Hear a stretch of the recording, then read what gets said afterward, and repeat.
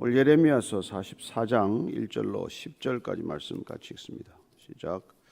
애굽 땅에 사는 모든 유다 사람 곧 믹돌과 다바네스와 놉과 바드로스 지방에 사는 자에 대하여 말씀이 예레미야에게 임하니라. 이르시되 만군의 여호와 이스라엘의 하나님께서 이와 같이 말씀하시니라. 너희가 예루살렘과 유다 모든 성읍에 내린 나의 모든 재난을 보았느니라. 보라, 오늘 그것들이 황무지가 되었고 사는 사람이 없나니 이는 그들이 자기나 너희나 너희 조상들이 알지 못하는 다른 신들에게 나아가 분향하여 섬겨서 나의 노여움을 일으킨 악행으로 말미암음이니라. 내가 나의 모든 종 선지자들을 너희에게 보내되 끊임없이 보내어 이르기를 너희는 내가 미워하는 이 가증한 일을 행하지 말라 하였으나 그들이 듣지 아니하며 귀를 기울이지 아니하고 다른 신들에게 여전히 분향하여 그들의 악에서 돌이키지 아니하였으므로 나의 분과 나의 노여움을 쏟아서 유다 성읍들과 예루살렘 거리를 불살랐더니 그것들이 오늘과 같이 폐허와 황무지가 되었느니라. 만군의 하나님 이스라엘의 하나님 여호와께서 이와 같이 말씀하셨느니라. 너희가 어찌하여 큰 악을 행하여 자기 영혼을 해하려며 유다 가운데서 너희의 남자와 여자와 아이와 젖 먹는 자를 멸절하여 남은 자가 없게 하려느냐. 어찌하여 너희가 너희 손이 만든 것으로 나의 노여움을 일으켜 너희가 가서 머물러 사는 애굽 땅에서 다른 신들에게 분향함으로 끊어버림을 당하여 세계의 여러 나라 가운데서 저주와 수치거리가 되고자 하느냐. 너희가 유다 땅과 예루살렘 거리에서 행한 너희 조상들의 악행과 유다 왕들의 악행과 왕비들의 악행과 너희의 악행과 너희 아내들의 악행을 잊었느냐. 그들이 오늘까지 겸손하지 아니하며 두려워하지도 아니하고 내가 너희와 너희 조상들 앞에 세운 나의 율법과 나의 법규를 지켜 행하지 아니하느니라. 아멘. 애굽 땅에 들어간 이스라엘 백성들이 여러 군데로 흩어져 살고 있는 모습을 오늘 보여주고 있습니다. 다바네스를 통해 들어간 이스라엘 백성들, 이스라엘의 남은 자들, 하나님께서 바벨론으로 끌어가지 않고 그 땅에 살도록 남은 자들, 남겨둔 자들이 남겨둔 자리를 떠나서 애굽 땅으로 들어갔다는 것 자체가 사실은 하나님의 뜻을 거슬렀더니 이제는 애굽 땅에 골고루 흩어져 사는 모습을 보게 됩니다. 1절 말씀 다시 읽습니다. 시작. 애굽 땅에 사는 모든 유다 사람 곧 믹돌과 다바네스와 놉과 바드로스 지방에 사는 자에 대하여 말씀이 예레미야에게 임하니라. 이르시되, 이렇게 흩어져 사는 사람들에게 오늘 말씀이 임했다라고 지금 기록하고 있습니다. 그렇다면 예레미야에게 임한 말씀들과 이 흩어져 사는 사람들은 무슨 관계가 있습니까? 예레미야가 이곳저곳을 다니면서 이스라엘 백성들이 있는 곳, 하나님께서 남은 자로 정말 소명을 준 사람들에게 하나님의 말씀을 전해야겠다 하는 본인의 사명을 잊지 않았다는 것을 말하는 것이죠. 그렇습니다. 예레미야는 지금 우리가 지금 읽고 있는 이 책은 예레미야서예요. 예레미야가 하나님께 받은 말씀을 빠짐없이 다 기록한 책입니다. 하나님께서 예레미야를 통해서 하신 말씀은 복잡한 말씀이 하나도 없어요. 어떻게 보면 동일한 말씀의 반복 아닙니까? 설교하는 저도 힘들고 듣는 여러분도 힘드시겠지만은 하나님께서 무슨 다른 말을 따로 하지 않습니다. 예언자나 선지자들을 통해서 무슨 말씀을 하시겠어요? 그분이 하시는 말씀은 어떻게 보면은 같은 소리 무슨 녹음기 레코드 틀어놓은 것도 아니고 말이죠. 하루 이틀도 아니고 말이죠. 정말 왜 그러면 그런 같은 말을 반복합니까? 우리는 똑같은 소리 계속 반복해서 하는 소리를 잔소리라고 그래요. 우리 부모들한테 어릴 때 잔소리 듣고 자랍니다. 결혼해서는 또 무슨 배우자들한테 잔소리 들어요. 또 나중에 나이 들면 자식들한테도 잔소리를 듣습니다. 잔소리 하는 사람이 누가 잔소리 합니까? 아무나 잔소리 합니까? 아니잖아요. 정말 우리를 사랑하는 사람들밖에는 잔소리 안 합니다. 그 잔소리 해주는 사람은 생명의 은인이에요. 누가 듣기 싫은 소리 합니까? 이 세상에서. 아무도 듣기 싫은 소리 하고 싶지 않죠. 하는 나도 피곤하고 잘 듣지도 않는 사람한테 왜 잔소리를 합니까? 그러나 잔소리를 하는 사람은 생명과 결부되어 있다는 걸 아는 사람들만 하는 거예요. 부모는 자녀들에게 끝없이 잔소리합니다. 아무리 싫어도 아무리 안 듣겠다고 귀를 막아도 또 하는 게 부모의 마음 아닙니까? 정말 중독에서 헤어나지 못하는 자녀들에게 부모가 피를 토하듯 잔소리를 계속하지 않아요? 술을 못 끊는 남편, 도박을 못 끊는 남편, 아내는 목숨을 걸고 잔소리해야 마땅한 것이죠. 뭐 걸핏하면 바람을 피우는데 그걸 내버려 두는 게 아내입니까? 그렇습니다. 부모가 또 건강을 챙기지 못하면 이제 자녀들에게까지 잔소리를 들어요. 따라서 말씀이 임했다고 하는 것은 그 마음 가운데 중심 가운데 사랑이 솟아나고 있다는 것과 마찬가지예요. 사랑이 없으면 얘기 안 하죠. 그래서 하나님께서 끊임없이 예레미야를 통해서 말씀하신다는 것은 이스라엘 백성들이 내 백성이요, 택한 백성이요. 그런데 그 택한 백성들에게 그토록 하나님께서는 분명한 메시지를 전했음에도 불구하고 그 메시지가 계속 거절당할 때 하나님께서 정말 참고 계신 게 기적이에요. 2절 3절입니다. 만군의 여호와 이스라엘의 하나님께서 이와 같이 말씀하시니라. 너희가 예루살렘과 유다 모든 성읍에 들인 나의 모든 재난을 보았느니라. 보라, 오늘 그것들이 황무지가 되었고 사는 사람이 없나니 이는 그들이 자기나 너희나 너희 조상들이 알지 못하는 다른 신들에게 나아가 분향하여 섬겨서 나의 노여움을 일으킨 악행으로 말미암음이라. 너희들 지금 떠나서 애굽 땅에 왔지만 예루살렘 땅이 왜 그렇게 지금 황폐해졌는지를 모른단 말이냐. 정녕 왜 이스라엘이 하나님의 징계를 받았는지 정말 모른단 말이냐. 왜 그렇게 예루살렘 성전에 수많은 사람들이 모여들고 그리고 정말 다윗 시대, 솔로몬 시대 그 영광을 추구하던 이스라엘이 왜 그 이 지경이 되었느냐. 그걸 너희들이 보지 않았느냐. 잠언 말씀에 보면요 정말 하루아침에 망하는 걸 기록하고 있어요. 잠언 29장 1절입니다. 자주 책망을 받으면서도 목이 곧은 사람은 갑자기 패망을 당하고 피하지 못하리라.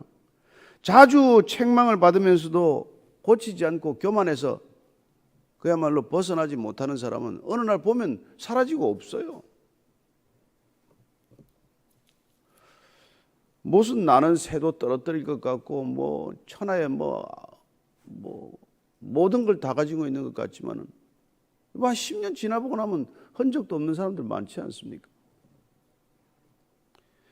이스라엘 백성들이 정말 하나님의 영광을 드러낼 때 모든 나라들로부터 조공을 받지 않나 정말 대단한 나라였죠. 솔로몬의 영화라는 게 지금 세상에 어떤 부를 견주어도 비교할 수 없는 그런 부를 쌓았고 축적을 했지만 그러나 한순간에 다 없어지고 말았다는 것입니다. 그게 왜 그렇게 되었냐? 왜 그 일을 했느냐? 너희들이 모르냐? 조상들이 알지 못하는 다른 신들에게 나아가 분향했다는 것입니다. 제대로 알고 분향이라면 뭐 그럴 수 있다고 치지만 남의 나라 가서 남의 나라 신들을 섬기는 그 모양이 도대체 말이 됩니까?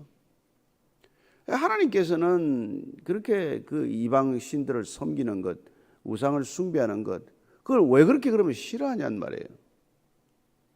하나님의 백성들이 왜 하나님의 백성으로 부름을 받았는지 하나님의 백성들의 소명을 잊었기 때문에 그런 것이죠. 내가 누구인지를 알면 값싸게 굴지 않지 않습니까? 음녀란 뭐예요? 뭐 쾌락이 있으면 아무데나 그냥 가서 잠자리를 하는 여자죠. 창녀란 누굽니까? 돈만 주면 뭐 상대를 가립니까? 그럼 우리는 그런 사람을 음녀나 창녀라고 부르는데 그럼 당신이 원하는 걸 얻기 위해서 이 점집 저 점집을 기웃기웃거리고 이 우상 저 우상에게 절하고 이 종교 저 종교의 마음을 뺏기고 그게 그 하나님 입장에서는 음녀나 창녀나 같기 때문에 그렇게 가장 싫어하시는 것이죠. 그런데 그걸 내버려 두면 이상하지 않습니까? 그렇게 아무데나 가서 향을 피우고 절하고 말이죠. 그걸 어떻게 내버려 두겠습니까? 그래서 그런 노여움을 일으킨 악행 때문에 이스라엘이 지금 이 지경에 이르렀는데 그래서 징계를 받아가지고 바벨론으로 끌려가고 남은 자들이 또 애굽 땅으로 와서 또 하는 게 출애굽하기 전에 일들을 하고 있단 말이에요. 자, 출애굽은 어떻게 일어났습니까? 하나님께서 이스라엘 백성들을 출애굽시킨 때 어떤 그 과정을 통해서 출애굽시켰나요? 10가지 재앙 아닙니까? 우리 다 외우시죠? 뭐 피게이파, 악독, 우매, 흑장 이렇게 다 외우지 않습니까? 마지막은 초태생을 다 죽입니다. 그죠? 사람이건 짐승이건. 그리고 앞에 그 당한 모든 재난들은 애굽 백성들이 신성시하던 것들을 하나하나 다 그 신성이란 헛것임을 보여주지 않았습니까? 애굽 백성 전체가 섬기는 그 우상들을 하나님께서 실상을 다 까발려 준 것 아니에요. 그러고는 이스라엘 백성들을 가나안 땅, 우상의 땅으로 집어넣어서 그 우상으로부터 자유케 하시기를 원했지만 그들 또한 또 우상에 사로잡히더니, 그래서 징계를 받더니 또 애굽 땅으로 돌아와서 또 우상에 빠지니까 참 대안이 없죠. 할 말이 없죠. 살아있는 게 기적입니다. 4절 5절 6절이에요. 내가 나의 모든 종 선지자들을 너에게 보내되 끊임없이 보내어 이르기를 너희는 내가 미워하는 이 가정한 일을 행하지 말라 하였으나 그들이 듣지 아니하며 귀를 기울이지 아니하고 다른 신들에게 여전히 분향하여 그들의 악에서 돌이키지 아니하였으므로 나의 분과 나의 노여움을 쏟아서 유다 성읍들과 예루살렘 거리를 불살랐더니 그것들이 오늘과 같이 폐허와 황무지가 되었느니라. 그렇게 그냥 선지자들을 끝없이 보내어서 그런 일 하지 말아라. 제발 산당 만들지 말고 아무 데서나 산당에서 분향하지 말고 바알신 아세라 신에게 절하지 말아라. 그런데도 돌이키지 않았다는 거예요. 그래서 하나님께서 분과 노여움을 쏟아서 유다 성읍들과 예루살렘 거리를 불살라 버렸더니 황폐하게 만들었더니, 근데 지금 애굽 땅에 와서 또 그걸 또 하고 있단 말이냐? 어떻게 그럴 수가 있냐는 것이죠. 도대체 우리는 뭐 이런 우상 숭배를 지금 안 한다고 생각할지 모르겠지만 오늘날 우리가 막 섬기는 우상은 다른 것들 아니에요? 얼마나 많은 우상에 빠져 있습니까? 뭐 입으로 일일이 이 아침에 거론하기도 쉽지 않지만 인간은 하나님을 저버린 사람들, 하나님을 가장 먼저 두지 않으면 하나님보다 앞서 세운 것들은 모두 다 우상 아니겠어요? 하나님보다도 자식 걱정을 더 많이 하고 있으면 자식이 우상이요. 하나님보다도 내가 돈을 더 뭐 맨날 생각하고 있으면 그냥 뭐 만몬에 빠진 것이죠. 뭐 매일 그냥 어떻게 하면 이 권력을 유지하냐면 권력이 우상이 된 것 아닙니까? 어떻게 하면은 맨날 이 복권 이걸 사서 할 건가? 맨날 주식에 빠져 있으면 여러분 주식이 우상의 시대 아닙니까 지금? 젊은 사람들이 지금 뭐 한참 일해도 바쁠 시간에 그냥 주식표나 들여다보고 앉아 있으면 주식이 우상된 거죠 뭐. 근데 그 주식 뒤에는 뭐가 있습니까? 그냥 만몬이 하루 종일 가지고 노는 거죠 뭐. 숫자를 올렸다가 내렸다가 무슨 뭐 폭락을 시켰다가 폭등을 시켰다가 무슨 뭐 빅히트인가 하는 회사가 지금 상장되니까 그냥 젊은 사람들이 뭐 수십조 돈을 증거금으로 갖다 넣고 이런 시대가 되고 만 것이죠. 뭐 일이 관심이겠어요? 비전이 있습니까? 꿈이 있습니까? 어떻게 하면 목돈 손에 쥐냐? 그밖에 더 있겠어요? 우리가 이런 시대를 살아간다는 것입니다. 이게 뭐 젊은이들만의 문제입니까? 나이 든 사람은 그렇지 않습니까? 정상적인 직업을 가진 사람들은 안 그렇고 직업 없는 사람들은 안 그렇습니까? 무슨 큰 차이가 있어요? 세상을 전체로 이렇게 몰아가는 거예요. 벼랑 끝으로 몰아가는 거예요. 벼랑 끝으로. 나중에 그렇게 빚내서 주식한 사람들 청년들이 어디로 가겠어요? 7절 말씀입니다. 만군의 하나님 이스라엘의 하나님 여호와께서 이와 같이 말씀하셨느니라. 너희가 어찌하여 큰 악을 행하여 자기 영혼을 해하려며 유다 가운데서 너희의 남자와 여자와 아이와 젖 먹는 자를 멸절하여 남은 자가 없게 하려느냐. 하나님께서 지금 예레미야를 통해 이렇게 말씀하십니다. 너희가 어찌하여 큰 악을 행하여 자기 영혼을 해하느냐. 여러분 이게 너무나 중요한 말씀을 하시는 거예요. 왜 너는 악을 행하여 내 영혼을 해하느냐? 왜 너는 죄를 지어서 내 영혼을 해치느냐 이거예요. 하나님이 죄를 싫어하는 이유가 뭡니까? 자기 영혼을 해치기 때문이란 말이에요. 자해행위라는 것입니다. 죄악이란 뭡니까? 자해행위예요. 여러분 우리가 요즘에는 뭐 그 사람 잘 없습니다. 옛날에 보면요 막 그냥 칼로 자기 몸을 걷는 사람, 담뱃불로 자기 몸을 지지는 사람들, 이런 사람들 많이 봤어요. 자기 몸을 그렇게 막 해하는 거, 해치는 거예요. 우리가 죄를 짓는다는 것은 그게 내 영혼에다가 그렇게 와서 칼질을 하는 거나 마찬가지란 말이에요. 그 죄의 대가가 얼마나 큰지는 모르기 때문입니다. 그래서 우리가 지금 이 모든 걸 보이는 것 중심으로 살아가는 세상 속에 살지만 우리가 하나님께 관심이 있다. 신앙인이 되어간다. 그건 점점 더 영혼에 관심을 갖는 거예요. 우리가 신앙인이 되어간다는 것은 지금 시간관념이 점점 영원으로 확장된다는 것입니다. 우리가 신앙인이 된다는 것은 이 보이는 공간에 묶여 사는 존재가 아니라 보이지 않는 무한의 공간으로 점점 확장되는 의식의 무한대 확장이 곧 신앙이 주는 놀라운 능력이란 말이에요. 시간적으로 공간적으로 우리의 의식이 무한과 영원을 위해서 확장되어 가는 것. 그런데 그런 데 관심을 가지도록 하기 위해서 하나님께서 우리에게 영혼을 허락하셨는데 이 영혼에다가 칼질을 해대는 게 그게 죄악이란 말이에요. 우상은 우리가 칼질하는 도구예요. 우상이라는 칼로 내 몸을 찌르는 거나 마찬가지란 말이에요. 그래서 요한 3서 1장 2절을 보면 가룟에게 어떻게 요한이 기도를 합니까? 내 영혼이 잘됨 같이 범사에 잘되기를 내가 간구하노라. 먼저 영혼이 잘 돼야 된다. 이게 신앙의 길이에요. 먼저 영혼이 건강해야 된다. 이게 우리 신앙인입니다. 뭐 우리가 아침마다 운동하는 것도 좋고 무슨 헬스클럽 다니는 것도 좋고 뭐 다 좋습니다. 그렇지만 우리가 영혼이 먼저 잘 되지 않으면 그 건강한 몸을 가지고 뭐 할 건데? 죄나 더 짓지. 그래서 우리가 이 아침마다 몸을 쳐서 복종해서 깨워가지고 말이죠. 이 말씀을 펴고 말씀을 듣고 말씀을 묵상하는 까닭은 우리의 영혼이 잘 되게 하기 위해서. 그러나 세상 사람들은 영혼을 해치는 일을 밥 먹듯이 한단 말이에요. 자기 영혼만 해칩니까? 독서를 퍼부어서 남의 영혼을 해치고 모함하고 험담하고 시기해가지고 그 사람을 또 그 더 못쓰게 만들고 그러지 않습니까? 그래서 하나님이 너희들 영혼을 해치게 되면은 뭐 여자와 남자와 아이와 젖 먹는 자가 멸절된다고 말합니다. 멀쩡히 걸어다니면서 사는 겁니까? 영혼이 병든 사람들이 건강한 사람들입니까? 영혼이 죽은 사람들이 살아있다고 말할 수 있습니까? 성경은 그렇게 말하지 않습니다. 8절 말씀이에요. 시작. 어찌하여 너희가 너희 손이 만든 것으로 나의 노염을 일으켜 너희가 가서 머물러 사는 애굽 땅에서 다른 신들에게 분향함으로 끊어버림을 당하여 세계 여러 나라 가운데서 저주와 수치거리가 되고자 하느냐? 자기 영혼을 자해하는 사람들은 여러분 저주받게 되고 수치거리가 된다는 거예요. 아니 자기 몸을 그냥 벌거벗어서 계속 칼질을 해대고 그걸 뭐 돌로 쳐서 예수님이 그 그라사 광인을 만났을 때 그라사 광인이 뭐라고 했습니까? 돌로 자기 몸을 쳐서 자기 몸을 그냥 상처를 내고 있는 모습을 보지 않습니까?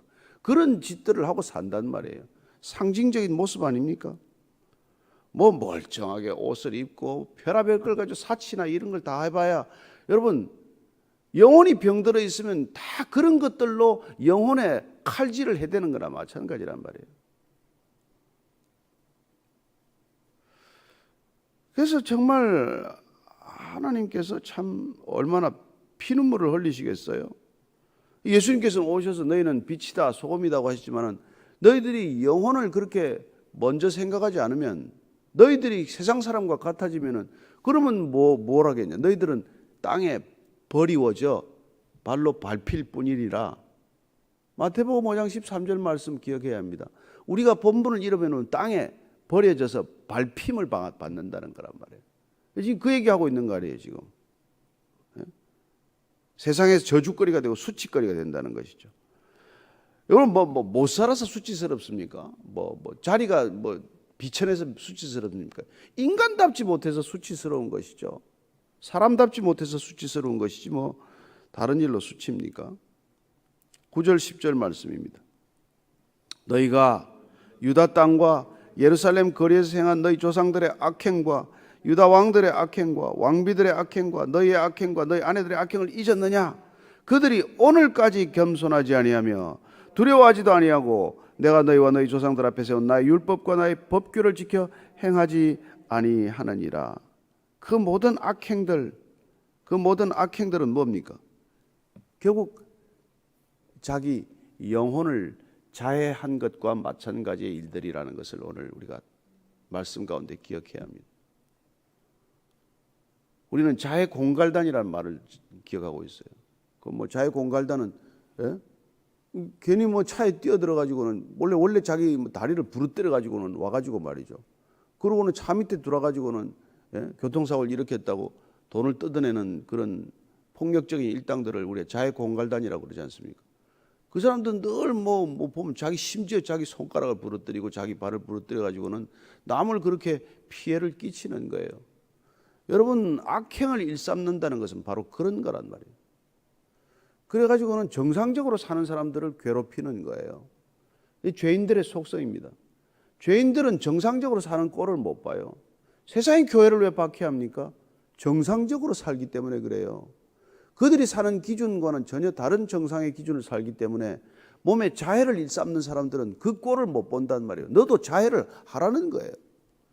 여러분, 죄는 늘 동물을 찾습니다. 의로움은 혼자도 견디지만 죄는 혼자 못 견뎌요. 꼭 보면은 술 마시는 사람은 술을 다른 사람에게 먹이거나 술꾼을 찾고, 멀쩡히 집에 가려는 사람 불러다가 또 술집에 데려가야 되고, 담배도 옛날에 보면 혼자 안 피웁니다. 꼭 누구에게 권해요. 피우게 합니다. 그래서 담배를 같이 피워야 직성이 풀리는 거예요. 죄는 마찬가지예요. 도박을 혼자 합니까? 혼자서 무슨 도박을 해요? 도박꾼들이 모여야 도박이 되죠. 죄는 꼭 죄인들을 부른단 말이에요. 죄가 부르는 건 죄인들이에요. 이 죄인들끼리 모여가지고 자해 공갈을 시작하는 거예요. 죄인들의 집단을 여러분 자해 공갈단이라 보면 돼요. 이 세상에 정말 이런 세상에 주님께서 들어오셔서 홀홀단신으로 마치 이 땅에 오셔가지고 이 세상을 정상화시키는 작업을 시작한 걸 우리는 구원의 프로젝트라고 말합니다. 하나님께서 구원에 대해 역사를 시작한 것은 이 땅에서 그렇게 자해하는 사람들을 그 손을 어떻게 돌이켜서 하나님을 찬양하는 손으로 바꾸기 위해서 오신 거란 말이에요. 그 손 가지고 남을 비판하고 남을 지적하고 그 손으로 안 그러면 자기를 찌르고 이런 짓 하는 손을 들어서 두 손을 들어서 하나님을 찬양하도록 하는 것, 이게 구원의 역사요. 하나님이 이 땅 가운데 행하시고자 하는 일이죠. 이사야 선지자를 통해서 말씀하십니다. 이 백성은 내가 나를 위하여 지었나니 나를 찬송하게 하려 함이라. 하나님께서 이 입술로 손으로 찬양하라고 찬송하라고 하나님을 마음껏 기뻐하라고 지어놨는데 그건 하나도 하지 않고 말이죠. 매일 사람들 보면서 시기하고 질투하고 말이죠. 사람들을 음해하고 모해하고 그리고 자기만 자해하는 것으로 모자라서 칼로 그 사람들을 찌르고 다니고 말이죠. 멀쩡한 사람들을 병신으로 만들고 그러고 살아가는 거예요. 정말 저는 이 땅이 심판을 받아도 수십 번, 수백 번, 수천 번을 받아도 마땅한 땅이에요. 이 세상을 보고 사람들은 묻습니다. 하나님이 어디 있냐? 이렇게 악이 행행하는데 하나님이 어디 있냐? 하나님이 공의의 하나님이냐? 라고 묻는 사람들에게는 저는 똑같은 대답을 합니다. 이렇게 하는데도 세상이 망하지 않은 게 하나님 때문이 아니라면 누구 때문이냐 도대체? 누구 때문에 이 세상이 견디고 있는 거냐? 하나님이 자비롭지 않다면 이 세상이 어떻게 생존할 수 있느냐? 저 같은 사람 100m도 못 가서 죽든지 그럴 거 아닙니까? 누구 칼에 맞아 죽을 텐데. 저와 여러분들이 정말 우리가 이 세상에서 살아가는 실상을 알고 산다면 애굽으로 가지 않는단 말이에요. 바벨론에 끌려가지도 않을 것이요, 애굽으로 가지도 않을 것이죠. 왜 애굽 갑니까? 거기는 전쟁이 없을 것이다. 거기는 기근도 없을 것이다. 거기는 역병도 없을 것이다. 제가 미국 사시는 분들한테 죄송한 표현이지만 그 땅은 더 안전할 거라고 생각하지 않았습니까? 다. 근데 웬걸 이 역병 터지고 보니까 거기나 여기나 무슨 차이가 있습니까? 오히려 뉴욕이나 더 심한 고통을 겪지 않았습니까? 우리가 사는 곳이 더 안전을 보호해 주는 곳은 이 땅에 없다는 것입니다. 저는 하나님 안이 가장 안전한 줄로 믿으십시오. 거기 계시건 여기 계시건 저기 있건 여기 있건 하나님 안에 있는 것, 전능자의 그늘 안에 사는 것보다 더 큰 평안이 어디 있으며 더 큰 안전이 어디 있겠습니까? 오늘도 저와 여러분들이 하루를 걸어가면서 고된 하루, 힘든 하루, 어려운 하루를 살아가면서 하나님의 그늘 아래 쉼을 누리는 저와 여러분 되기를 축복합니다. 네, 같이 기도할 때 하나님, 이스라엘 백성들이 흔적도 없이 끌려가고 사라진 것처럼 이 백성들도 그런 운명 맞지 않게 하여 주옵소서. 하나님을 두려워할 줄 알게 하시고 하나님의 말씀에 순종할 수 있는 백성 되게 하여 주옵소서. 제발 제발 하나님을 인정하고 제발 하나님을 아버지라고 부르는 백성 되게 해 주옵소서. 한번 간절한 마음으로 같이 기도하십시다. 하나님 아버지, 하나님을 믿는 백성들을 손가락질합니다.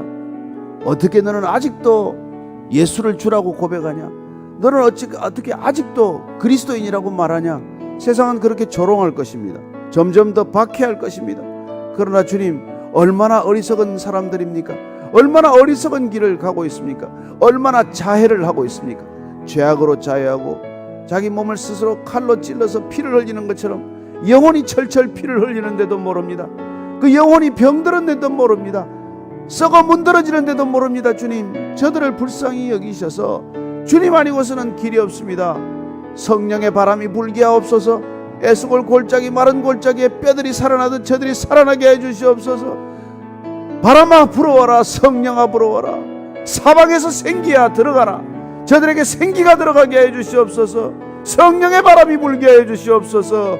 성령의 능력이 임하게 하여 주시옵소서. 믿는다는 자들 우리에게도 주님 성령의 능력이 임하게 해주시옵소서. 성령의 권능을 받게 해주시옵소서. 우리가 권능을 받고 온 유다와 사마리아와 땅 끝까지 이르러 증인되게 하여 주시옵소서. 증인된 삶을 살게 하시고 증언할 수 있는 능력과 담대함과 용기를 허락하여 주시옵소서. 주여, 우리를 불쌍히 여겨 주시옵소서.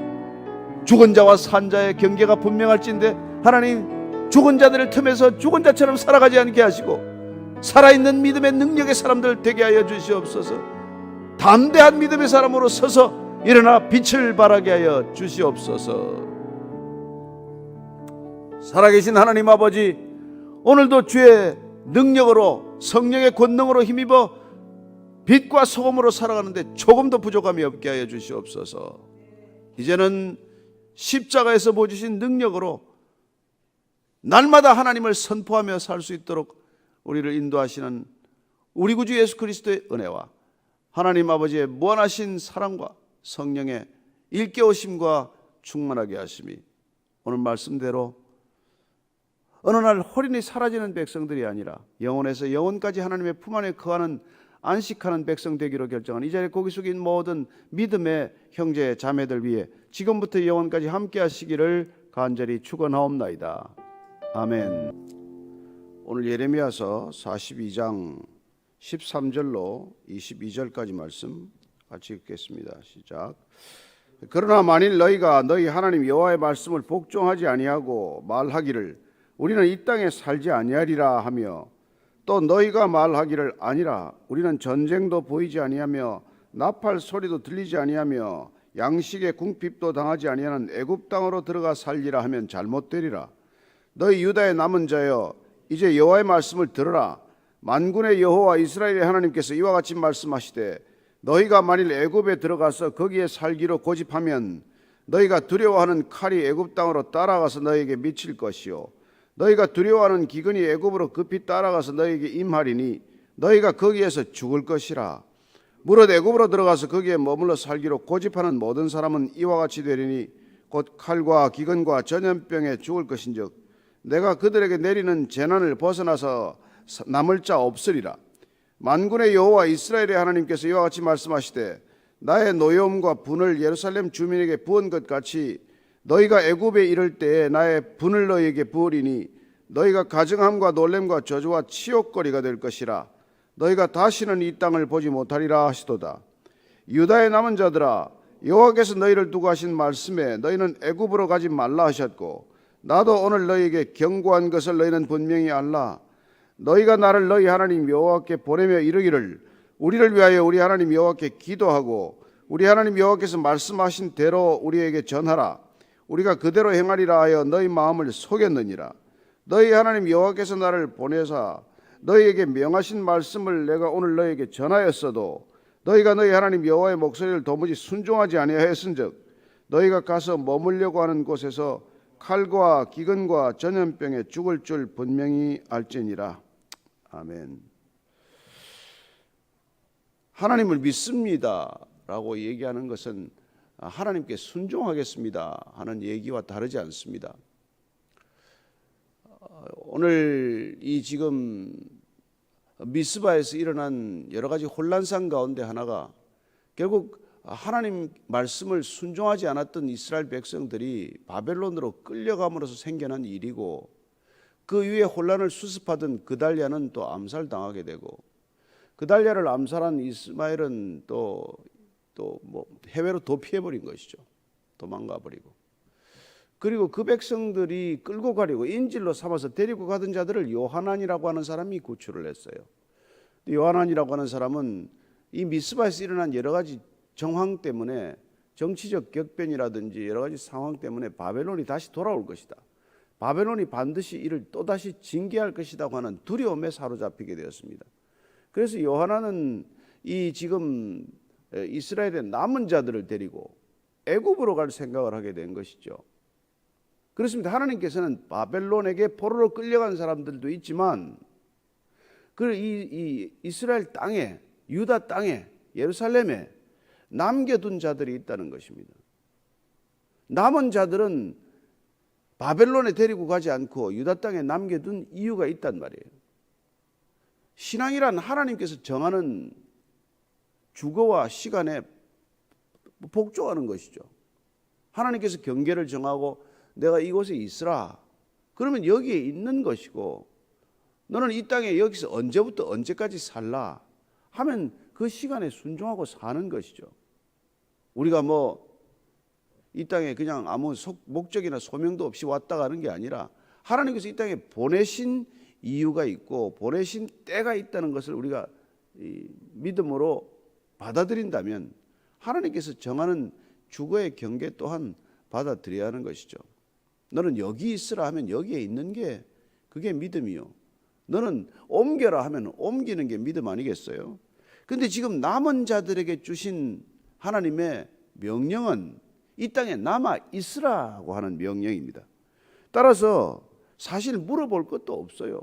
바벨론에 안 데리고 간 백성들은 이 땅에 남아 있으라고 남겨둔 자들이에요. 근데 이 남은 자들이 지금 애굽으로 가겠다고 하는 게 오늘 이 본문 말씀의 갈등의 출발점이에요. 14절을 읽습니다. 시작. 그러나 만일 너희가 너희 하나님 여호와의 말씀을 복종하지 아니하고 말하기를 우리는 이 땅에 살지 아니하리라 하며, 또 너희가 말하기를 아니라 우리는 전쟁도 보이지 아니하며 나팔 소리도 들리지 아니하며 양식의 궁핍도 당하지 아니하는 애굽 땅으로 들어가 살리라 하면 잘못되리라.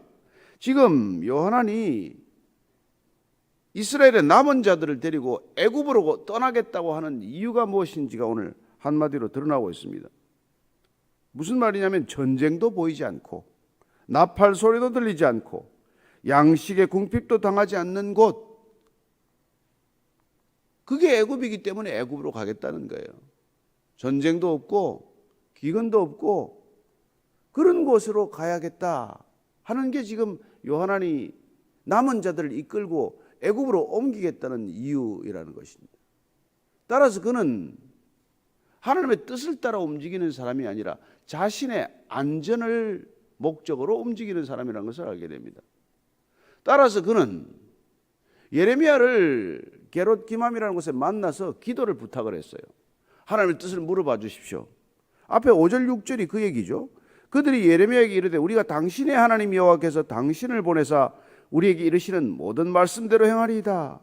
여호와께서는 우리 가운데 진실하고 성실한 증인이 되시옵소서. 우리가 당신을 우리 하나님 여호와께 보내면 그의 목소리가 우리에게 좋든지 좋지 않든지를 막론하고 순종하려 함이라. 우리가 우리 하나님 여호와의 목소리를 순종하면 우리에게 복이 있으리이다 하니라. 뭐 말로는 다 알죠. 순종하면 복이 있을 것이다. 하나님께서 우리에게 좋든지 좋지 않든지 말씀하시는 대로 우리가 따르겠습니다. 그렇게 제 입으로 발설했어요. 하나님께서 어떤 명령을 내든지 순종하겠습니다. 일단 약속했어요. 이 약속은 지켜져야 하는 것 아니겠어요? 그런데 오늘 이 여호와의 말씀을 열흘 만에 예레미야가 전했을 때 지금 사실 예레미야는 이들이 기도를 부탁하는 이유를 알았죠. 뭐 순종할 것 같으면 왜 묻겠습니까? 남으면 되죠. 애굽으로 가겠다는 생각 때문에 기도를 부탁한 것 아닙니까? 그게 걱정이 되니까 사실은 간절하게 열흘 동안 기도해서 하나님의 음성을 지금 들은 대로 가감없이 전하라고 해서 들은 대로 한마디도 빼지 않고 보태지 않고 하나님의 뜻이 분명 이 땅에 머무르는 것이다 하고 지금 전달을 하고 있는 것이죠. 그래서 너희들이 지금 전쟁이나 기근을 피해서 그 땅 애굽 땅으로 간다면 반드시 잘못될 것이라고 말합니다. 우리가 요즘 창세기를 보지만은 야곱은 애굽으로 가고 싶지 않았죠. 그러나 애굽으로 가라 그렇게 명령했습니다. 아브라함이 가나안 땅에 들어왔을 때 애굽으로 가라고 그랬습니까? 그때도 기근이 있었어요. 그때도 기근을 만나서 아브라함은 사라를 데리고 애굽으로 갔다가 정말 아내를 잃을 뻔하지 않았습니까? 하나님께서 가나안 땅에 들어갔을 때 기근이 있었지만 가나안에서 머무르라고 하셨지 아브라함에게 애굽으로 가라고 하신 적이 없단 말이에요. 그러나 또한 야곱에게는 그는 애굽 땅으로 가고 싶지 않지만 아들 요셉이 있는 애굽으로 가라. 거기서 죽어라. 내 아들이 내 눈을 감기리라고 하셨기 때문에 그는 편안한 마음으로 또 갔단 말이에요. 그러나 지금 바벨론의 침공 때문에 모든 것들이 황폐화되어 있는 이 예루살렘과 남유다 땅에 너희들 남은 자들은 남아 있으라고 남겨둔 거란 말이에요. 바벨론으로 끌려간 자들은 바벨론에서 70년을 사는 것이 순종이요, 예루살렘과 남유다에 남겨진 자들은 그곳에서 70년을 버텨서 바벨론에 끌려간 사람들이 돌아오는 것을 영접하는 것이 그들에게 주어진 소명이라는 것입니다. 따라서 그들은 남은 자로서 예루살렘과 이 남유다 땅을 이스라엘을 지키는 것이 그들에게 주어진 소명이지, 그들이 지금 애굽 땅으로 가는 것은 자유롭게 결정할 사항이 아니라는 거예요. 그런데 지금 요한의 목적은 무엇입니까? 가장 큰 목적은 안전을 확보하겠다는 거예요. 두려움에서 벗어나겠다는 것입니다. 그는 지금 이 미스바나 이 사정을 볼 때 반드시 바벨론이 닥쳐와서 자기들도 끌어갈 것이다. 이게 지금 애굽으로 가고자 하는 이유 아닙니까? 결국은 두려움이 그 원인이란 말이에요. 하나님께서 우리에게 오시는 말씀하시는 가장 큰 주제가 뭡니까? 두려워하지 말라 아니에요. 왜냐하면 두려움이란 곧 불신이기 때문에 그래요. 여러분, 아버지가 너 등록금 걱정하지 말아라, 내가 등록금은 해주마 약속을 했는데 그 약속을 못 믿으면 매일 걱정하는 거죠. 아버지가 과연 등록금 해줄래나? 다음 학기 등록금이 마련될래나?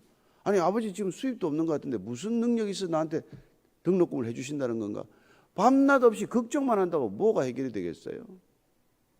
등록금 마련해 줄 것이다 하는 부모의 약속을 하셨다면 그 약속 믿고 본인은 공부하는 게 본업이지 걱정하는 게 본업이 아니지 않습니까? 남은 자들에게 이 땅을 지키라 했으면 그 말씀을 믿고 지키면 되는 것이고 하루의 일상 가운데 성실히 살면 되지 왜 그 땅을 떠나겠다고 몸부림을 치냔 말이에요. 15절부터 17절까지입니다. 시작. 너희 유다의 남은 자여, 이제 여호와의 말씀을 들으라. 만군의 여호와 이스라엘 하나님께서 이와 같이 말씀하시되 너희가 만일 애굽에 들어가서 거기에 살기로 고집하면 너희가 두려워하는 칼이 애굽 땅으로 따라가서 너희에게 미칠 것이요, 너희가 두려워하는 기근이 애굽으로 급히 따라가서 너희에게 임하리니 너희가 거기에서 죽을 것이라. 무릇 애굽으로 들어가서 거기에 머물러 살기로 고집하는 모든 사람은 이와 같이 되리니 곧 칼과 기근과 전염병에 죽을 것인즉 내가 그들에게 내리는 재난을 벗어나서 남을 자 없으리라. 아유, 이게 지금 이렇게 무시무시한 말씀을 듣고 어디 갈 생각을 하죠? 여러분, 이스라엘이란 어떻게 생겨난 정체성입니까? 이스라엘 백성들이란 12지파란 출애굽으로부터 시작된 정체성이에요.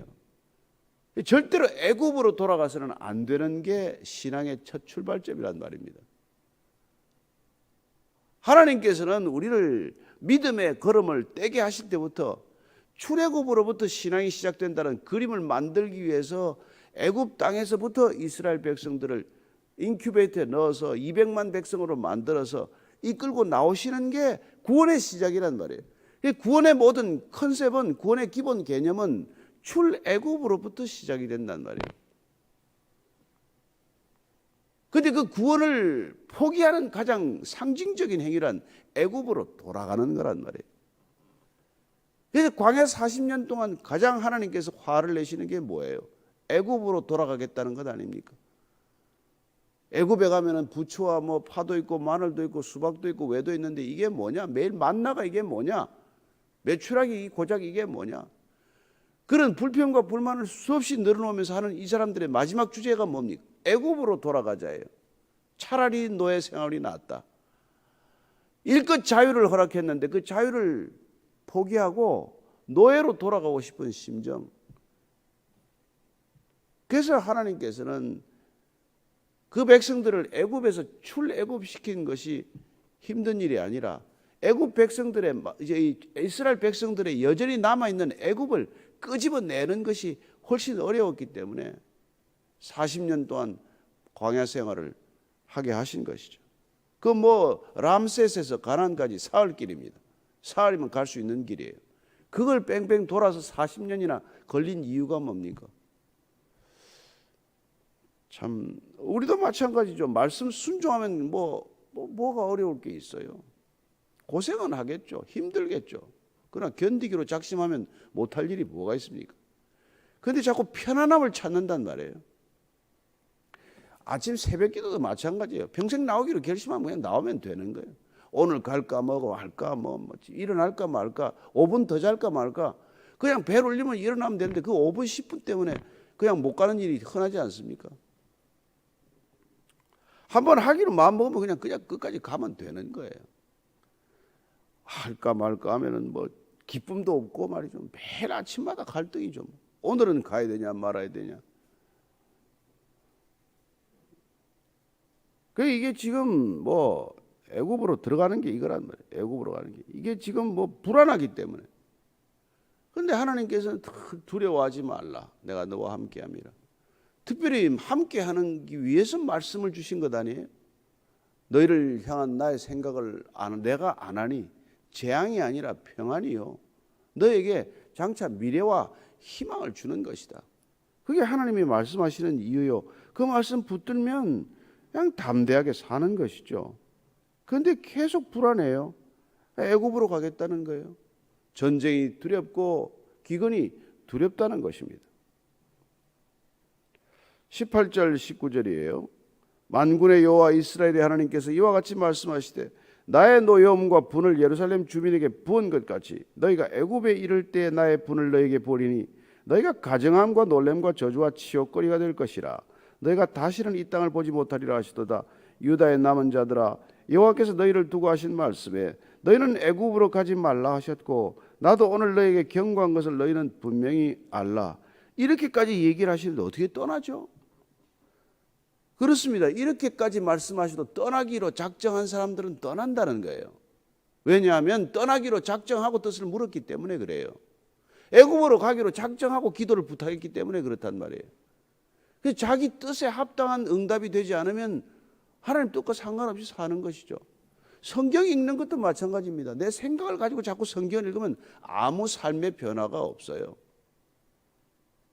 말씀을 순종하기로 작정하고 읽어야 성경 말씀이 능력이 되지.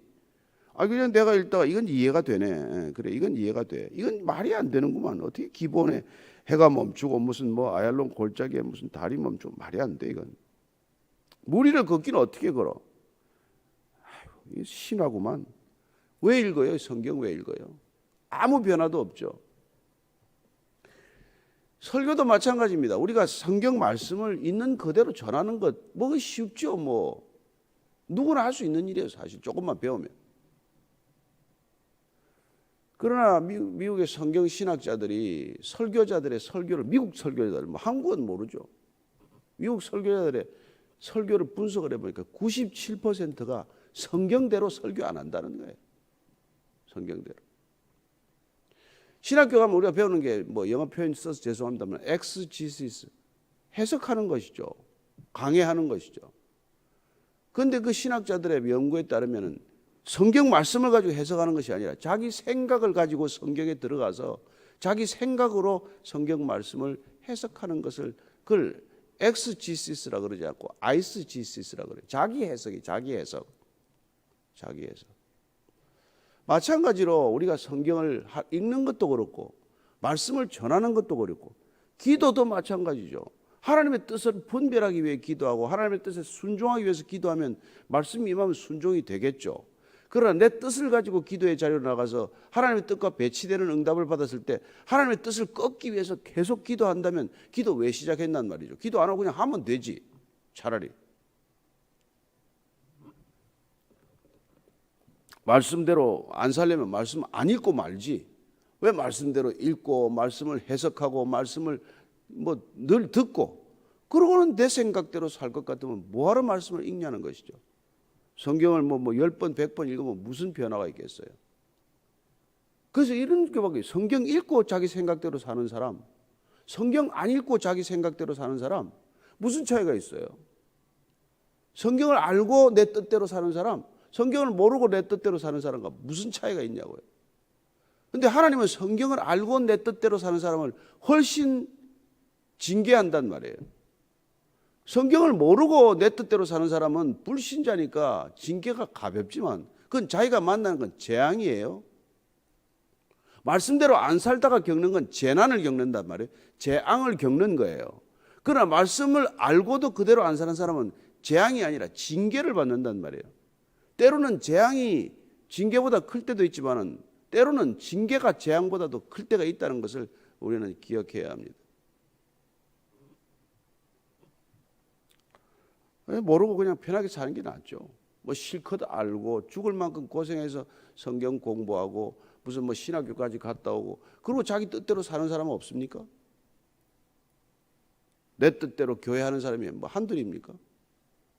내 교회를 하려고 그렇게 교회 목을 매지 뭐 하나님의 교회 하려고 이렇게 목을 맬 게 뭐 있어요? 하나님이 뭐 교회 어렵게 하라고 그랬습니까?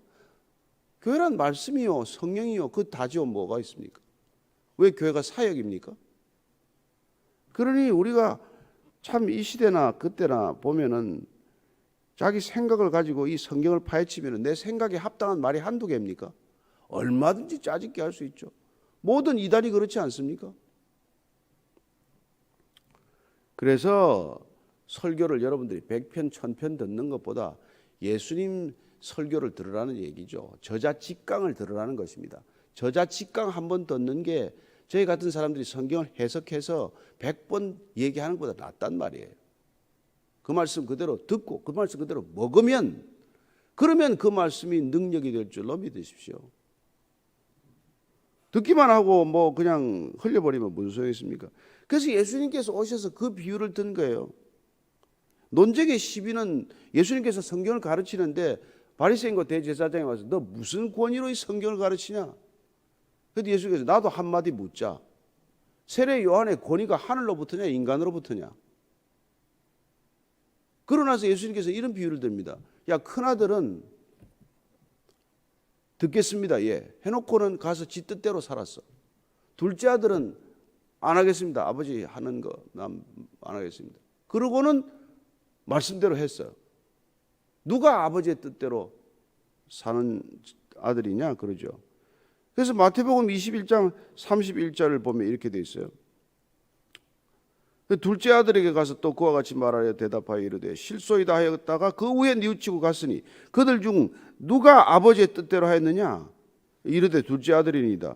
예수께서 그들에게 이르시되 내가 진실로 너희에게 이르노니 세리들과 창녀들이 너희보다 먼저 하나님의 나라에 들어가리라. 이때 뭐 참 정말 끔찍한 말씀을 하셨어요. 그 대제사장과 바리새인들을 앞에 놓고 장로들을 앞에 놓고 야 너희들보다도 세리들과 창녀들이 먼저 하나님 나라에 들어갈 거야. 아이고 요한이 의의 도로 너희에게 왔거늘 너희는 그를 믿지 아니하였으되 세리와 창녀는 믿었으며 너희는 이것을 보고도 절대 뉘우쳐 믿지 아니하였도다.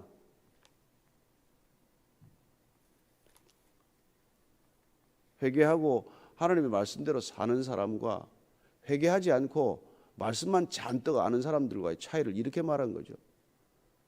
그 대제사장 앞에다 두고 바리새인들 앞에 두고 야 너희들보다 세리와 창녀들이 먼저 하나님 나라 들어갈 거라 이런 말씀을 듣고 그 자리에서 뭐 십자가 모두 안 박힌 게 기적이죠. 그래서 우리가 이 성경을 읽을 때 조심해야 된다는 겁니다. 위험한 일을 하고 있는 거예요. 우리는 지극히 위험한 길을 가고 있는 겁니다. 우리는 징계받기 아주 쉬운 길을 가고 있어요. 세상 사람들은 재앙만 겪으면 됩니다. 그러나 하나님께서 부르심을 입은 자들, 하나님께서 내 백성이라고 택한 백성들, 하나님께서 절대로 그냥 내버려 두지 않는단 말이에요. 바벨론의 포로로 끌려가게 할 망정 하나님께서는 내 백성들을 빚는단 말이에요. 하나님의 목표는 24 정금같이 빚는 거예요. 14K 하다가 그만두지 않습니다. 14번 두드려 맞으면 14K 될 것이고 24번 다 맞아야 24K가 된단 말이에요. 하나님은 그렇게 포기하지 않는 분이라는 걸 여러분 알 때 두려운 마음으로 하나님을 대할 것이고 말씀을 두려운 마음으로 읽을 것이고 두려운 마음으로 순종하지 않겠습니까? 그런데 요한은 그렇지 않았다는 거예요. 그냥 안전하게 애굽에 가기 위해서 한번 예레미야에게 물어본 거예요. 그냥 야, 잘 갈 수 있겠나? 하나님께서 잘 도와주시겠나? 애굽 가는 거. 그랬더니 웬걸 가면은 넌 죽을 거다 그래요. 너는 지금 칼과 전쟁을 피해가지만 칼과 전쟁이 따라가서 거기서 죽을 거야. 여러분 우리가 뭐 그렇지 않습니까? 뭐 저 꼴 보기 싫어서 내가 교회 옮기지 뭐. 저 인간 보기 싫어서 내가 교회 딴 데 가지 뭐. 가면은 그 인간보다 더 못한 인간이 기다리고 있습니다. 옛날에 우리가 그런 농담했죠. 야, 파출소 피했더니 경찰서를 만나는구나. 마찬가지예요. 하나님께서 거기 껌딱지처럼 붙여놨으면은 그 사람 해결되어야 다른 데로 옮겨주십니다. 내 생각대로 그 사람 피해가지고 가봐야 또 다른 사람 또 만나는 것이죠. 자, 20절부터 22절까지입니다. 너희가 나를 너희 하나님 여호와께 보내며 이르기를 우리를 위하여 우리 하나님 여호와께 기도하고 우리 하나님 여호와께서 말씀하신 대로 우리에게 전하라. 우리가 그대로 행하리라 하여 너희 마음을 속였느니라. 이 속인 게 문제란 말이에요. 이 순종하려고 기도 부탁한 게 아니잖아요. 하나님께 뜻을 물어봐 주시면 우리가 어떻게든지 순종하겠습니다. 말로 순종했단 말이에요. 입술로만 순종했어요. 그런데 삶으로는 불순종하는 것이죠. 이 입술의 순종과 삶의 불순종의 괴리, 이걸 하나님이 위선이라고 가장 싫어하시는 것이란 말이죠. 그거 하는 사람들을 독사의 자식이요 회칠한 무덤이라고 하는 것이란 말이죠. 그래서 너희 하나님 여호와께서 나를 보내서 너희에게 명하신 말씀을 내가 오늘 너희에게 전하였어도 너희가 너희 하나님 여호와의 목소리를 도무지 순종하지 아니하였은즉 너희가 가서 머물려고 하는 곳에서 칼과 기근과 전염병에 죽을 줄 분명히 알지니라. 아이고, 분명히 알래요. 그 내일 보면 알겠지만 또 갑니다. 기회 가서. 그래서 저와 여러분들이 오늘 정말 기도할 제목은 한 가지예요. 말씀대로 살 수 있게 해주십시오. 못 사는 거 알죠. 그래서 성령을 보내주신 것이죠. 성령 충만하게 해주십시오. 그래야 말씀대로 살 수 있는 능력이 생기는 것이죠. 그래야 권능을 받고 온 유대와 사마리아와 땅 끝까지 이르러 증인이 되는 것이죠. 어떻게 우리 힘으로 증언하고 증인 되겠습니까? 성령께서 우리를 붙들어가지 않으시면, 성령께서 우리를 날마다 깨우시지 않고 인도하시지 않으면 우리는 자연스럽게 타락하는 존재 아닙니까? 오늘 하루의 신앙으로 오늘 살게 하여 주옵소서. 오늘 하루 성령 충만하게 넘어지지 않게 하여 주옵소서. 말씀대로 살 수 있는 믿음과 결단을 지킬 수 있도록 도와주시옵소서. 그게 우리 오늘 기도 제목이 될 줄로 믿습니다. 같이 기도하겠습니다. 하나님 아버지, 정말 위험한 길로 접어들었습니다. 입술로 날마다 설교해야 되는 저 같은 사람이 주님 위기의 사람입니다. 주님, 기도한 대로 이루어달라고 때를 쓰기 전에 말씀대로 살 수 있도록 도와달라고 때를 쓰는 우리 믿음의 사람들이 다 되게 하여 주옵소서. 하나님, 무슨 일이 있든지 말씀을 가지고 타협하고 적절히 내 생각대로 해석하는 것이 아니라 말씀대로 내 생각이 해석되게 하여 주옵소서. 하나님, 말씀이 나를 꿰뚫어 보게 하시고 말씀이 나를 변화시키게 하시고 말씀이 나를 이끌어가게 하여 주시옵소서. 내가 내 생각대로 형편과 처지대로 상황과 이런 여러 가지 모양과 그 모든 것들에 비추어서 말씀을 재단하고 해석하고 편집하고 말씀을 왜곡하는 것이 아니라 오직 이 말씀 자체가 우리의 일그러진 삶을 왜곡된 삶을 다시 한번 바르게 하고 올곧게 하고 정결케 하는 놀라운 말씀의 능력이 되게 하여 주시옵소서. 하나님 아버지, 오늘도 말씀을 듣습니다. 요한 같은 인생 살지 않게 해 주옵소서. 그는 의로운 삶으로 출발했습니다. 그러나 결국 불순종의 길로 빠지고 맙니다. 우리도 시작은 좋았습니다. 동기는 좋았습니다. 출발은 좋았습니다. 끝까지 잘 가게 하여 주옵소서. 바로 가게 하여 주옵소서. 주님 붙들어 주시옵소서. 주님 우리를 날마다 불쌍히 여겨 주시옵소서. 하나님 아버지, 말씀을 읽고 말씀을 묵상하고 말씀을 전한다는 것이 얼마나 크고 무거운 책임인지를 주님 저희들 종종 잊어버립니다. 하나님, 말씀대로 살 수 있도록 저희들을 날마다 불쌍히 여겨주셔서 날마다 성령으로 충만케 해 주옵소서. 오늘 믿음으로 오늘 살게 하시고 어제의 믿음과 어제의 간증으로 오늘 살지 않게 하여 주옵소서. 오늘 주님 믿음 없으면 실족할 것을 압니다. 오늘 하루 넘어지지 않도록 주님 붙들어 주시고 말씀과 정말 성령으로 다시 한번 일어나 주님 명령하신 대로 이 어두운 세상에 빛이 되게 하시고 이 부패한 세상에 소금이 되게 하여 주시옵소서. 이제는 십자가에서 빛과 소금이 되신 우리 구주 예수 그리스도의 은혜와 하나님 아버지의 사랑과 성령의 인도하심이 오늘 다시 한번 요한처럼 실컷 하나님의 말씀을 듣고도 제 뜻대로 살아가는 그런 인간이 아니라 하나님의 말씀 들었으면 그 말씀대로 살기로 결단하고 그 말씀대로 살아내는 믿음의 사람 되기로 결정한 이 자리에 고개 숙인 모든 믿음의 사람, 참된 믿음의 형제 자매들 위해 지금부터 영원까지 함께 하시기를 간절히 축원하옵나이다. 아멘. 오늘 예레미야서 44장 11절로 19절까지 말씀 같이 읽습니다. 시작. 그러므로 만군의 여호와 이스라엘의 하나님께서 이와 같이 말씀하시니라. 보라, 내가 얼굴을 너희에게로 향하여 환난을 내리고 온 유다를 끊어버릴 것이며 내가 또 애굽 땅에 머물러 살기로 고집하고 그리로 들어간 유다의 남은 자들을 처단하리니 그들이 다 멸망하여 애굽 땅에서 엎드러질 것이라.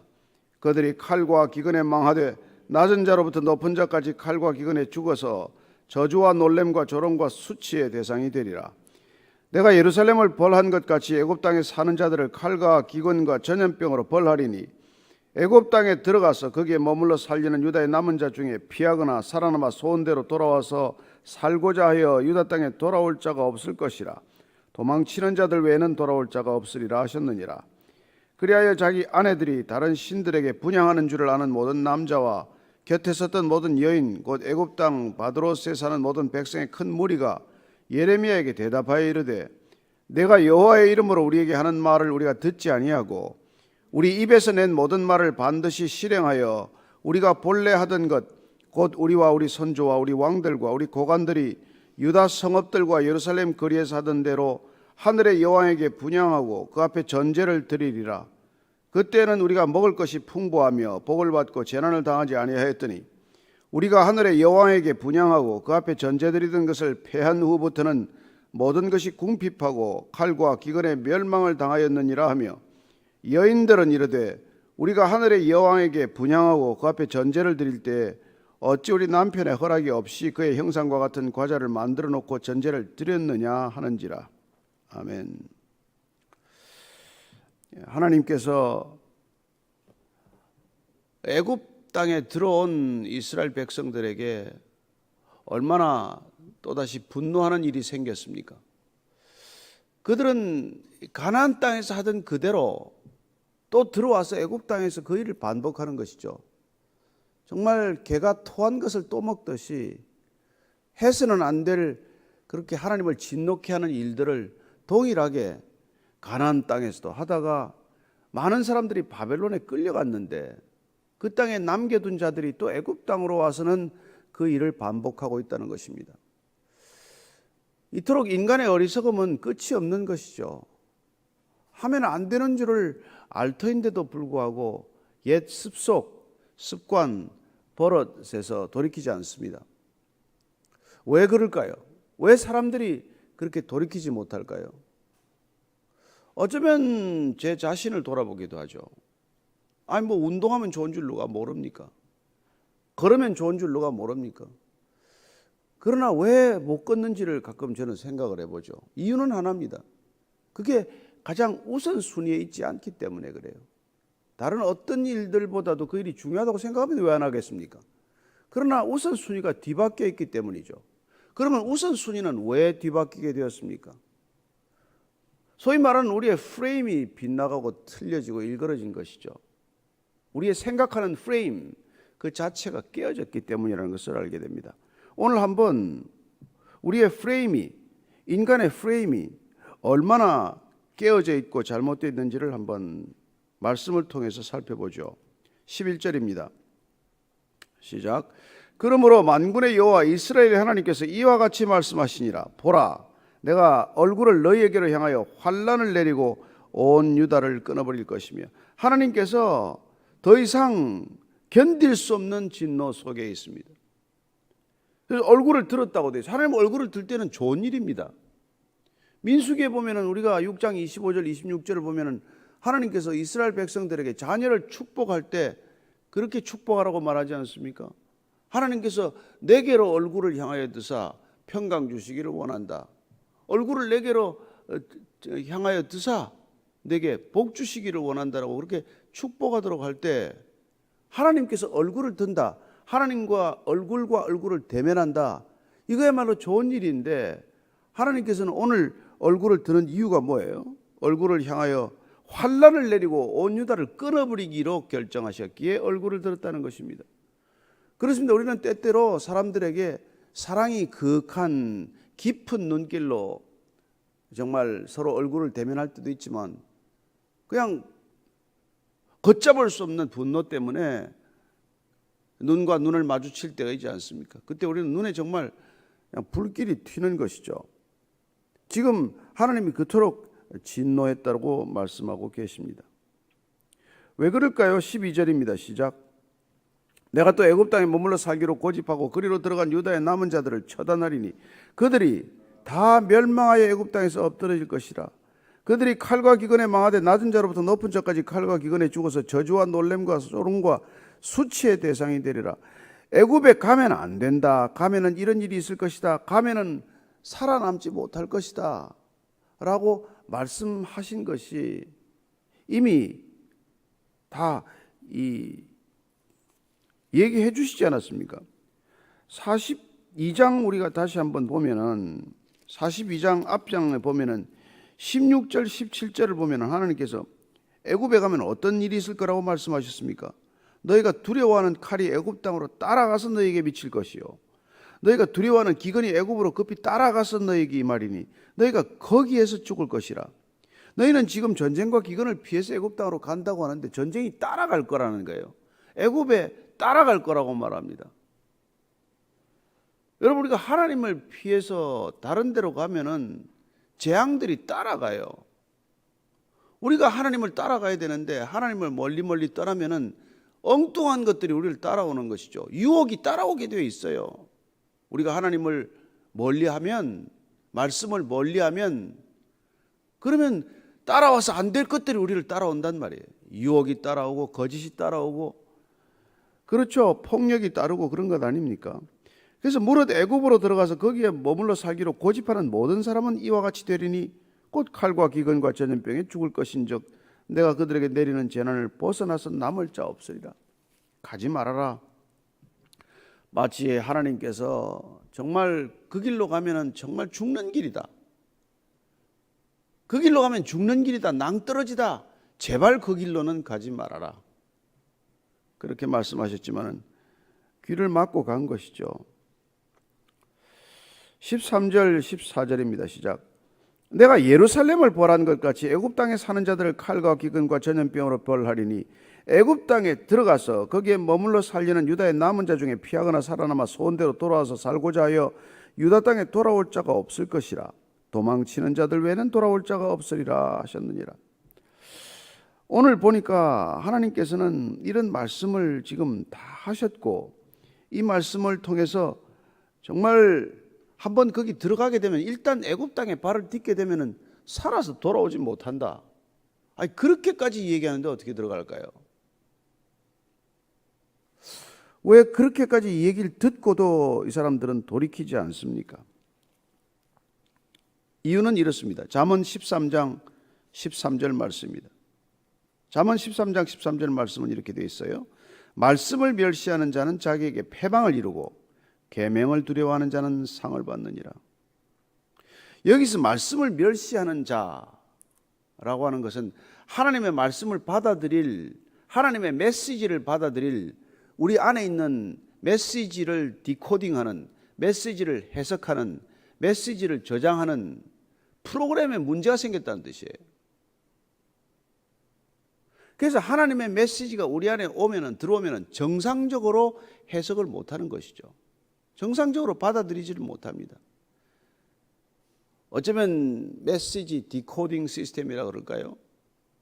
메시지를 처리하고 해석하는 기능 자체가 망가져 버린 거예요. 반드시 그 대가를 치르게 됩니다. 여러분, 프로그램이 오작동하면 대가를 치르잖아요. 참 안타깝습니다.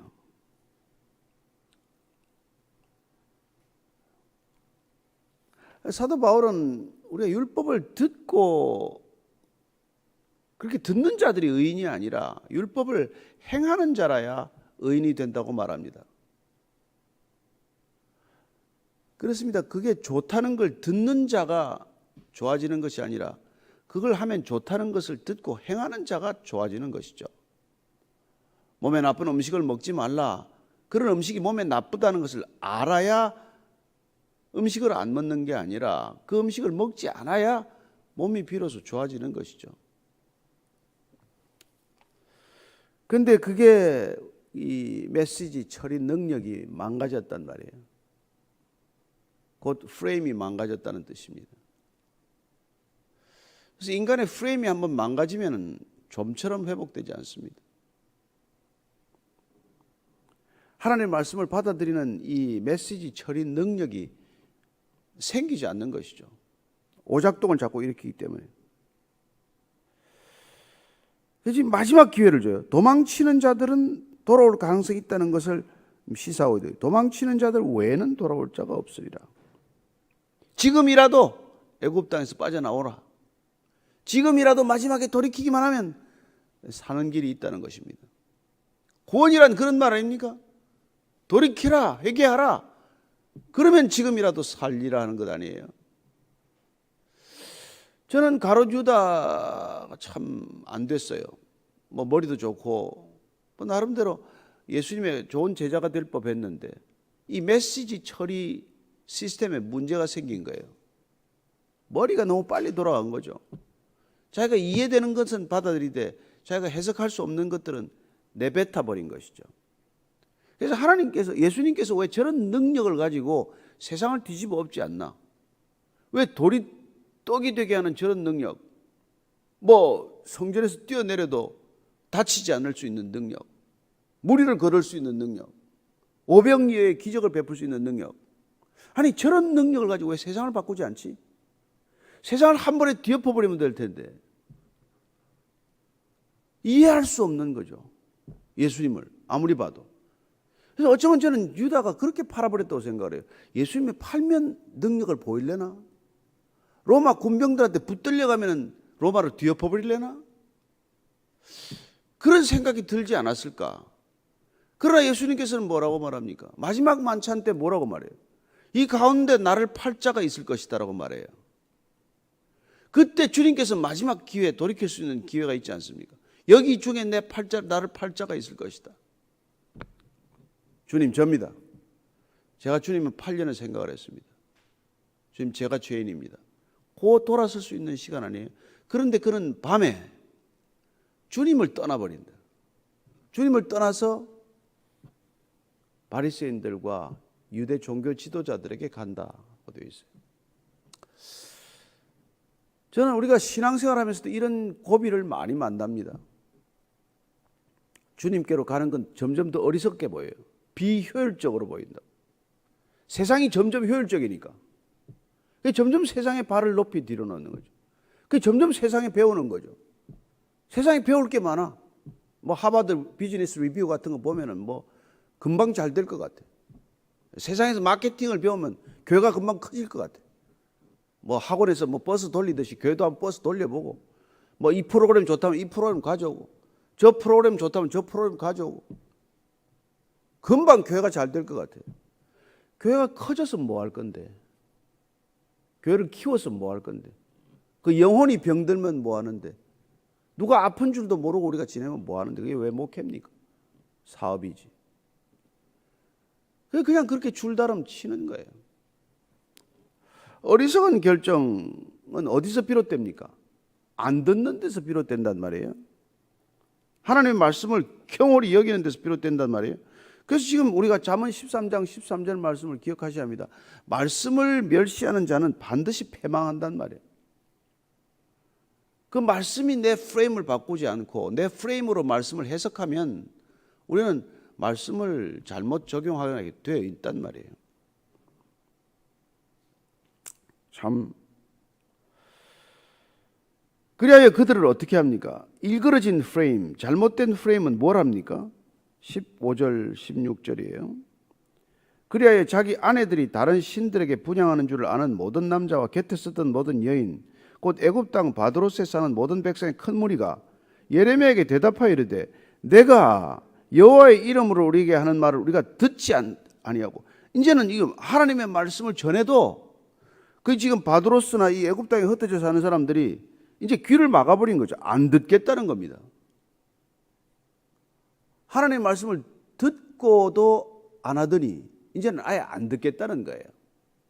자, 그러면 이렇습니다. 우리는 하나님의 말씀을 통해서 보고 배우고 행동하는 사람들이에요. 지혜로운 사람은 누굽니까? 성경은 지혜로운 사람을 하나님을 경외하는 사람이라고 말합니다. 경외하면은 우리는 누가 말하면 어떻게 됩니까? 듣는 태도가 달라요. 뭐 귀를 쑤시면서 듣겠습니까? 코를 파면서 듣겠습니까? 경청하기 위해서는 온 몸이 귀가 되듯 그렇게 듣는 거 아닙니까? 그래서 지혜로운 자는 듣습니다. 듣는다는 말은 배운다는 뜻이에요. 듣는다는 말은 그 들음으로 내 프레임을 바꾼다는 뜻이에요. 그러면은 그게 순종이 됩니다. 근데 듣기만 하고 내가 생각하는 프레임은 그냥 두면 못 배우는 것이죠. 안 달라지는 것이죠. 아무리 들어도 변화가 없는 것이죠. 따라서 지혜로운 사람은 배우고 실수하지 않습니다. 남의 실수를 통해서도 배우고 자기는 실수하지 않아요. 평범한 사람들은 자기가 실수해보고 배웁니다. 그나마도 자기가 실수하고 같은 실수를 반복하지 않기 위해서 배우는 것이죠.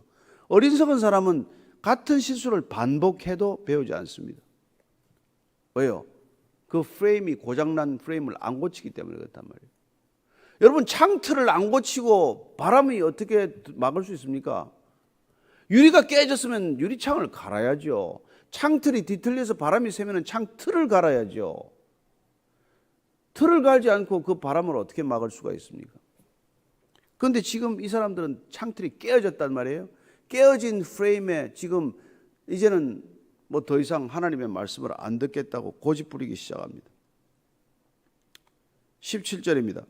우리 입에서 낸 모든 말을 반드시 실행하여 우리가 본래 하던 것 곧 우리와 우리 선조와 우리 왕들과 우리 고관들이 유다 성읍들과 예루살렘 거리에서 하던 대로 하늘의 여호와에게 분향하고 그 앞에 전제를 드리리라. 그때는 우리가 먹을 것이 풍부하여 복을 받고 재난을 당하지 아니하였더니 이제는 말이죠.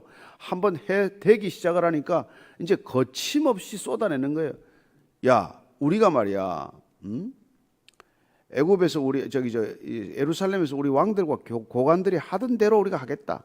하늘 여왕에게 분향한대요. 하늘의 여왕이란 이게 바벨론에서는 아슈타르요, 가나안 땅에서는 아스타롯이요, 아세라상이요, 풍요와 다산의 여신 아닙니까? 그래서 여러분 뭐 이 아세라 이 상이나 이런 거 보면은 뭐 아프로디테나 이 로마로 가면 이런 상들 보면은 뭐 보면 상에다가 막 여자 가슴을 수십 개 만들어 놨어요. 달아놨어요. 풍요와 다산의 상징으로 이렇게 만들어 놨단 말이에요. 그리고는 이걸 꼭 제사를 지낼 때 무슨 짓을 하냐면 엄란한 짓을 해요. 왜냐하면은 그게 남신과 여신이 마치 교합해서 비를 내리게 하고 풍요를 가져온다고 생각하기 때문에 꼭 제사 드리러 가서는 엄란한 행위들을 했단 말이에요. 못 벗어나는 거예요. 이 엄란에서 못 벗어나는 거예요. 엄란의 버릇에서. 그러니까 음란의 버릇에 한번 빠지면은 뭐 다산과 풍요를 빙자로 해서 그 결합돼 가지고는 도저히 빠져나오지 못하는 중독 현상을 일으키는 것이죠. 그래가지고는 이제 지금 이렇게 말합니다. 그래서 우리가 하늘의 여왕에게 제사 드릴 때는 차라리 먹을 게 풍부하고 복을 받고 재난을 당하지 않았다는 거예요. 사실입니까? 그거 하다가 나라가 망했는데 지금 이런 말 할 수 있습니까? 그걸 하다가 나라가 쫄딱 망하고 백성들이 바벨론에 포로화되어 끌려갔는데도 지금 이런 얘기가 입에 나온단 말이에요. 그때는 우리가 잘 먹고 잘 살았다는 거예요. 기가 막히죠. 민수기 11장 보면은 이렇게 돼. 11장 4절 5절 6절 읽어드릴게요. 그들 중에 섞여 다는 인종들이 탐욕을 품에 이스라엘 자손도 다시 울며 이르되 누가 우리에게 고기를 주어 먹게 하랴. 우리가 애굽에 있을 때는 값없이 생선과 어이와 참외와 부추와 파와 마늘들을 먹은 것이 생각나거늘 이제는 우리의 기력이 다하여 이 만나 외에는 보이는 것이 아무것도 없도다. 이스라엘 백성들이 광야에서 푸념하고 지금 불평불만을 늘어놓는 게 이 얘기란 말이에요. 애굽에 있을 때는 값없이 생선과 어이와 참외와 부추와 파를 먹었는데 광야에서는 이놈의 만나만 주고 죽을 지경이다는 거예요. 똑같은 거 아닙니까?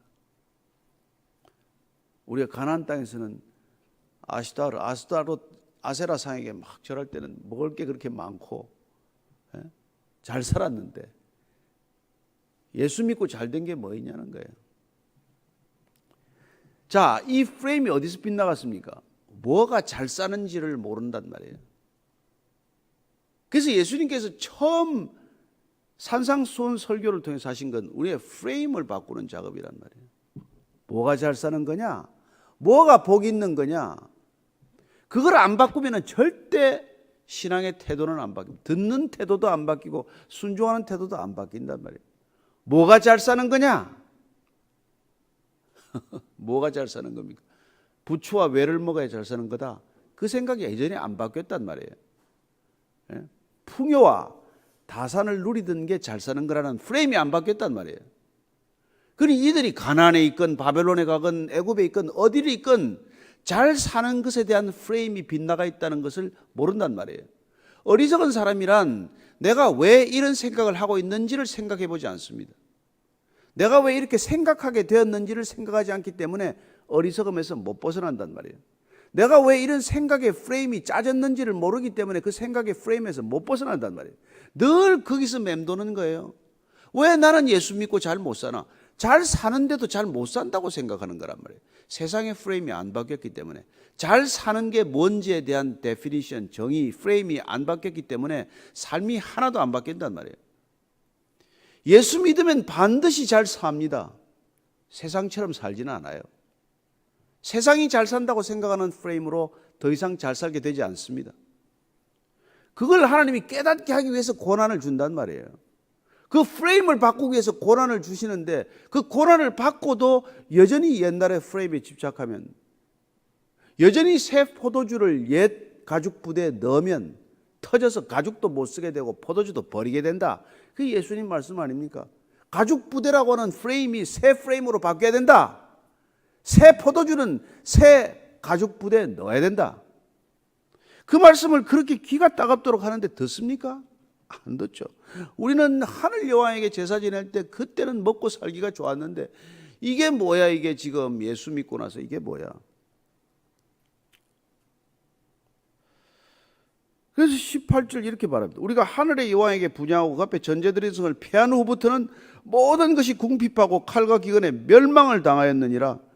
우리가 예수 믿고 나서는 이제부터는 뭐 전부 다 가난해지고 말이지, 옹색해지고 그냥 지금 쫄딱 망했다. 그러니 옛날로 돌아가야 된다. 그 얘기를 하고 있는 거 아니에요. 그렇습니다. 저도 어디 가서 간증할 때 그렇게 말했습니다. 예수 믿고 잘된 것 하나도 없습니다. 정말 모든 게 옹색해졌습니다. 그러나 제가 예수 믿고 나서 그 전에 살던 삶과는 비교할 수 없는 삶을 살고 있습니다. 비교할 수 없는 가치, 비교할 수 없는 그런 기쁨, 비교할 수 없는 그런 은혜, 이걸 알아야 여러분 이게 이 길을 가지지. 안 그러면 뭐 늘 세상에 끼웃, 교회 끼웃 하는 것이죠. 양다리 걸치다가 가랭이 찢어집니다. 너무너무 이게 그때나 지금이나 마찬가지란 말이에요. 예수 안 믿을 때는 그렇게 뭐 술도 먹고 마음대로 먹고 놀고 말이지, 뭐 노름도 하고 뭐 골프도 치고 뭐 그렇게 치다가 뭐 놀다가, 예수 믿고는 이거 뭐 주일날마다 이게 뭐 교회 가야 되고 뭐 맨날 때마다 헌금하라 그러고 말이야. 뭐 잘 되는 게 뭐가 있어요? 술도 마음대로 먹고 로비도 마음대로 해야 돈도 벌 텐데, 이건 뭐 이것도 마음에 걸리고 저것도 마음에 걸리고 하나도 잘 되는 게 없네. 여러분, 잘 되는 길로 들어섰는데도 잘 되는 걸 모르는 이 엄청난 프레임의 착각, 여기서 벗어나야 신앙인이 되는 것 아니겠어요?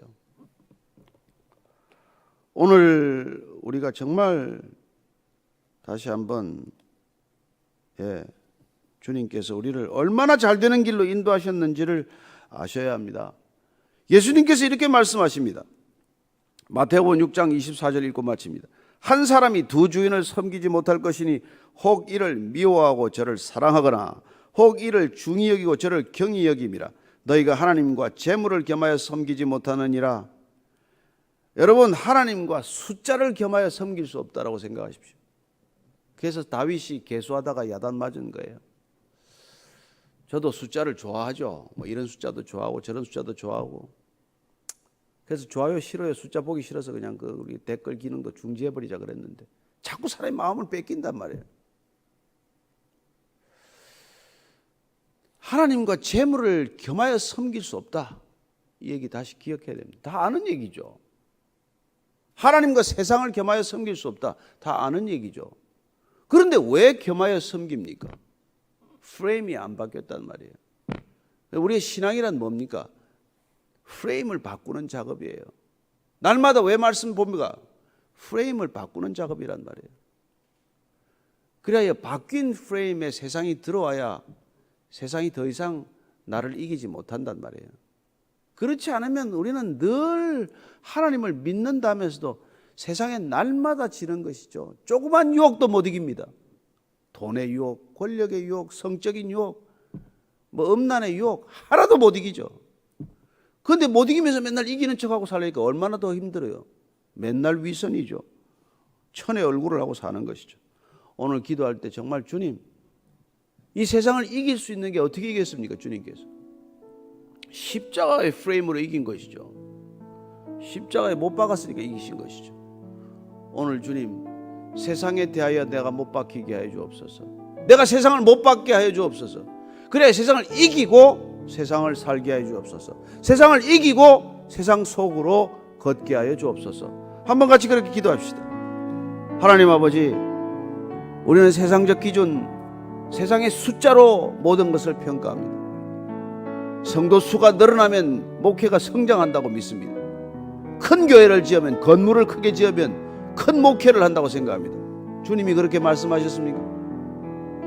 주님, 단 두세 사람이라도 내가 모인 곳에 함께 하겠다고 하셨사오니 단 두세 사람이라도 주님의 이름으로 모이게 하옵소서. 하나님, 주님께서는 세상과 나를 겸하여 섬길 수 없다고 말씀하셨습니다. 재물과 하나님을 겸하여 섬길 수 없다고 말씀하셨습니다. 그러나 우리 속에는 늘 재물이 가득합니다. 헌금이 얼마 들어오나? 이 헌금을 어디 쓸 것인가?